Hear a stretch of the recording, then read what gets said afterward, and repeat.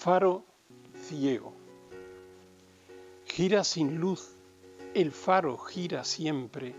no se detiene,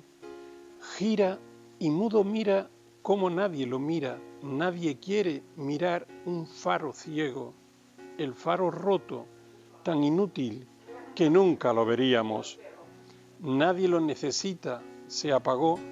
pero gira sin luz y extraviado, busca lo mismo que buscaban otros, abrigo y malecón, una bahía. Este poema tiene una historia relativamente curiosa porque la primera vez que se publicó con seudónimo en un libro que se llamaba Libro de Faros,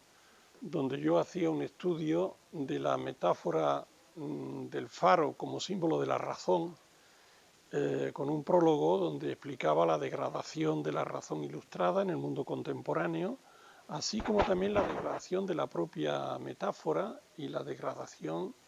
de ese eje simbólico ilustrado. Entonces me permití la broma o el atrevimiento de incluir un poema mío, pero lógicamente no lo iba a firmar yo. Entonces lo firmaba uno de los alter egos que tengo, que es Tomé Cabrera. Y luego este poema se publicó por segunda vez en mi último libro de poemas, Año Larguísimo, donde recupero poemas extraviados, perdidos, publicados en sitios dispersos, y lo incluí explicando esto mismo que acabo de explicar, que el poema que en su momento se publicó como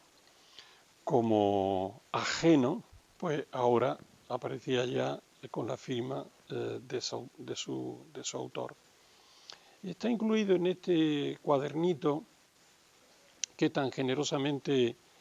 me ha invitado, al que tan generosamente entró una colección a la que me ha invitado a participar Francisco Acuyo, porque en esa colección de poemas, en esa selección de poemas, yo he procurado que los poemas tuvieran un nexo, tuvieran un hilo argumental, si se puede así decir. No me gusta publicar poemas míos sueltos, desconectados unos de otros, a no ser que sea un único poema. Entonces, esta selección de poemas pues gira alrededor del viajero o del viaje, porque está bien destacar ese eje, ya que en la mayor parte de mis libros la idea de viaje ocupa un lugar importante. Y en esta selección de poemas alrededor del viaje, o de un viajero que va moviéndose, que va confundiéndose, que va avanzando, etc., pues aparece la figura del faro ciego, porque la mayor parte de los viajes, desde el punto de vista literario, suelen ser viajes marítimos, y el faro ciego pues ocupa una función importante en el desarrollo de estos 13 poemas. Este cuadernito, o pliego, como lo llama Francisco Acuyo, este pliego en esta ocasión aparece titulado con el rótulo de El viajero esporádico. Y naturalmente, como todos los cuadernos, como todas las publicaciones en general, pues viene también el nombre del autor. El nombre del autor es José Carlos Rosales, que soy yo el que ahora está aquí hablando, y tengo que decir que me produce una enorme satisfacción participar en esta iniciativa poética, sobre todo porque tiene una difusión que podríamos decir subterránea o restringida, es decir, no va a estar en los grandes anaqueles de las grandes librerías, etcétera, es una tirada corta, y por lo tanto uno puede permitirse ciertos atrevimientos, pero también estoy muy contento de este pliego porque en él aparecen algunos amigos entrañables. Si no me falla la memoria, hace dos o tres pliegos salió el de Rafael Juárez, con el que me unía una estrecha y compleja relación antigua de amistad y de vecindad. y juntos hablábamos muchas veces de cómo organizar un libro o cómo surgía el impulso poético. En este caso tengo que decir que me costaría trabajo rastrear cuando empecé a estar interesado en escribir poemas, porque lógicamente en un primer momento los poemas que yo escribía eran imitaciones de los poemas que venían en los libros de texto, en los libros de bachillerato. Eran poemas con rima o romances de carácter muy imitativo. Por lo tanto, aunque ahí se podría decir que sí había cierto origen poético, en realidad eso podría tener yo 12, 13, 14 años, 15 años, pero hay un momento en el que sí recuerdo que ya era algo distinto de la imitación. Estaba leyendo un poema de Rubén Darío y se me ocurrió imitarlo y me salieron 4, 5, 6 versos donde yo noté que las palabras decían algo que yo no había previsto. Entonces era como algo que me sorprendía en el sentido de que yo quería que las palabras funcionaran o se parecieran a lo que había dicho Rubén Darío y me encuentro con que esas palabras, esas líneas, esos versos me llevan a una cosa que no estaba prevista. Entonces sí recuerdo que a partir de ahí intenté que eso ocurriera más veces. Lógicamente no solía ocurrir con frecuencia, hasta muchos años después, que ya adquiere cierta técnica o cierta habilidad y puedes perseguir el efecto poético con una mayor seguridad, que no quiere decir con una mayor certeza, porque hay muchísimos poemas, en mi caso en concreto, o ideas poéticas, que acaban, lógicamente, ni siquiera en la papelera, no acaban en el papel, ¿no? Es decir, acaban en la noche de la mente, ¿no? Bueno, a mí me cuesta trabajo responder a esa cuestión o plantearme de qué manera evoluciona mi poesía o mis libros de poemas, porque hay que tener en cuenta que yo estoy dentro de ellos, yo no los veo desde fuera y sobre todo lo que yo veo no son solamente los libros realmente publicados, sino que también veo, también soy consciente de aquellos libros que empecé y no terminé, que no publiqué, ideas que deseché. Por lo tanto, yo diría que los libros que yo he publicado, creo que eso ocurre también en casi cualquier escritor, con cualquier poeta, incluso en casi en cualquier profesión de carácter creativo, ¿no? Cuántos guisos no llegan a la mesa porque en la cocina se quedan a medio hacer, ¿no? Entonces, para mí es complicado hablar porque desde cierto punto de vista creo que hay una evolución que podría girar alrededor de dos ideas. Una, la de adquirir una mayor precisión, es decir, estar más seguro de que digo lo que quiero decir, más seguro de que voy a ir por un camino o por otro, es decir, adquiero una cierta seguridad y por otro lado también creo que voy adquiriendo una cierta eh, precisión, es decir, la seguridad de hacer lo que uno quiere hacer y la precisión para no apartarse de esa línea que uno más o menos se traza o se encuentra trazada. Pero claro, esa evolución es una evolución que podríamos decir que yo percibo desde un punto de vista interno, es decir, como el que ha aprendido un oficio y llega a su carpintería y distingue mejor las maderas, sabe cómo se utiliza mejor una herramienta u otra, pero en realidad esa evolución de su profesionalidad o de su habilidad no tiene nada que ver con la evolución de los muebles que hace o de los libros. De todas maneras, yo creo que esta evolución mía se puede resumir en dos etapas. Una que se alargó quizá demasiado, empezó con el buzo incorregible, se continuó con el precio de los días, la nieve blanca, el horizonte, el desierto, la arena y el aire de los mapas. Y el aire de los mapas señala que esa sucesión de sintagmas sea terminado. Son 6 libros, es un ciclo que me llevó pues 30 años. Cuando yo empecé a escribir El buzo incorregible, sabía que iba a ser un ciclo de 3 libros, más o menos, quizá 4, y que ocuparía un espacio de tiempo, pero nunca pensé que se me alargara tanto y que fueran 30 años, porque en esos 30 años yo tenía otras ideas poéticas, otras pulsiones poéticas, otras cosas que quería hacer, pero no podía hacerlas sin dejar terminado ese ciclo o ese proyecto poético. De hecho, antes de publicar Y el aire de los mapas, publiqué Poemas a Milena, que forma parte de un ciclo nuevo, que es un ciclo narrativo, que es un ciclo con mucha más mirada al exterior, y dentro de ese ciclo, el que se inicia con Poema Milena, pues en ese ciclo está Si quisieras podría levantarte y volar, el libro inédito que prácticamente he terminado hace unos meses y que llevará por título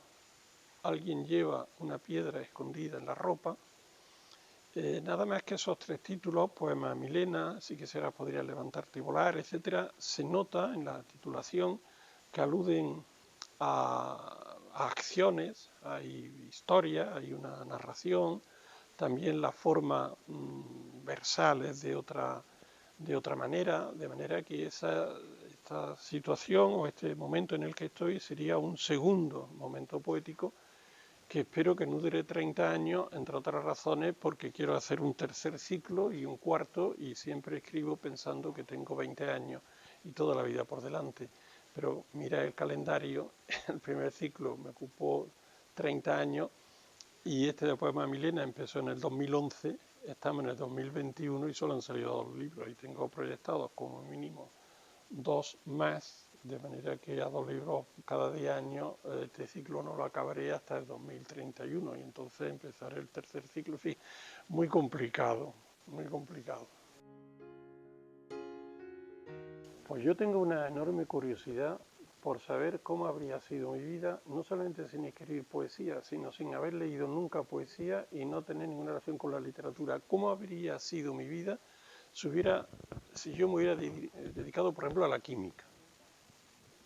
Es un misterio, porque en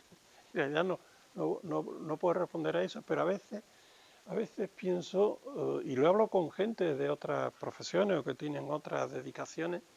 y efectivamente hay un momento en el que la poesía, pero también la química, o ser carpintero, o ser piloto de Fórmula 1, bueno, piloto de Fórmula 1 no, porque hay un momento en la vida en que lo dejas y te dedicas a otra cosa, ¿no? Pero son situaciones mentales y psíquicas y culturales y anímicas como muy envolventes, y entonces tu identidad depende de eso. Es decir, yo soy el que soy porque escribo poemas y entonces es muy complicado imaginarme de otra manera. Y la verdad es que me gustaría imaginármelo y saberlo e incluso haber vivido esa vida. Pero bueno, sería muy diferente. La poesía a mí me ha enseñado muchísimas cosas, las mismas que le han enseñado a todos los poetas que se han referido a esto. Es decir, la poesía a mí me ha dado conocimiento, la poesía me ha dado también desarrollo y perfeccionamiento sentimental, perfeccionamiento anímico, me ha dado agudeza intelectual, me ha facilitado la comunicación con los demás, me ha dado una conciencia lingüística superior a la que habría tenido sin escribir poemas, me ha facilitado el contacto con mucha gente, no solamente autores de poesía, sino también lectores. Y en el caso de los autores de poesía, yo mantengo relación con poetas muertos hace muchísimo tiempo, y la relación que mantengo con ellos, me atrevería a decir, y no es metafórica,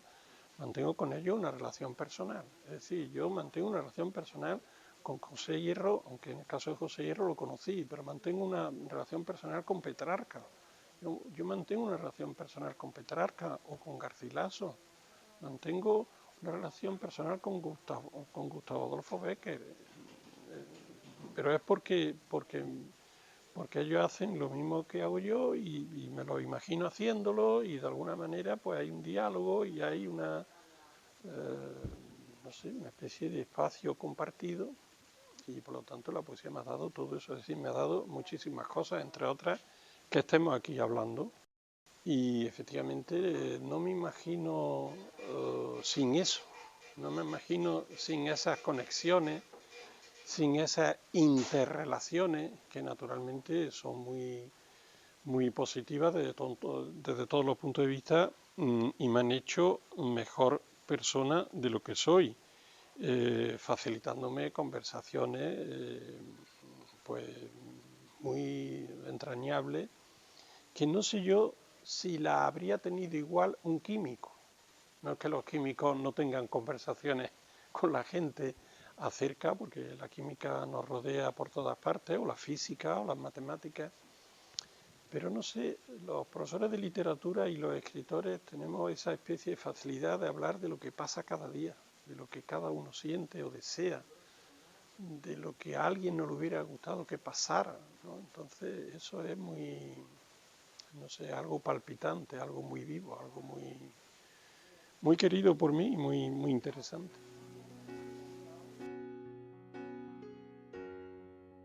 Bueno, yo siempre me estoy imaginando cosas. En el campo de la literatura y de la poesía, siempre me estoy imaginando cosas. Entonces siempre me imagino, en este caso, que mis poemas se agrupan de otra manera, sobre todo cuando he tenido la suerte de poder editar ya 8 o 9 libros, y entonces los veo y aunque están bien como están, también veo que ahora, 30 o 40 años después, podría agrupar los poemas de otra manera, porque a mí en el libro de Faro al que me refería antes, era un libro de poemas míos escrito con poemas de otros. Es decir, yo escogí poemas sobre la metáfora del faro